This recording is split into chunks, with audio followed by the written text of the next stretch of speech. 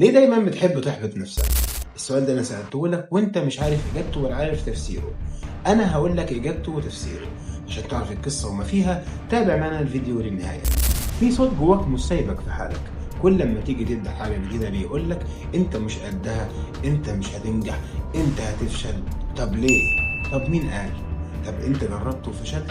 ولا ده مجرد خوف بيقنعك تقعد مكانك؟ انا عايزك تسأل نفسك سؤال واحد بس. لو كنت شجعت نفسك من سنة بدل ما تحبطها كان هيحصل ايه؟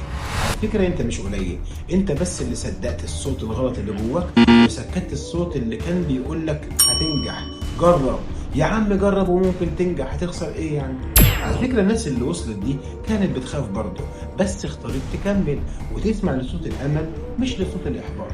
بص هقول لك على حاجه بس اسمعنا كويس. في الاول كده اشترك في القناه لو مش مشترك، واعمل لايك وشير للفيديو عشان يوصل لكل الناس وغيرك يستفيد، وسيب كومنت حلو زيك كده بالظبط. تعالى بقى ركز معايا واسمعنا كويس. اللي جواك ممكن يرفعك للسما وممكن برضه يكسر جناحاتك، وانت الوحيد اللي بتقرر هتسمع مين، صوت الامل ولا صوت الاحباط.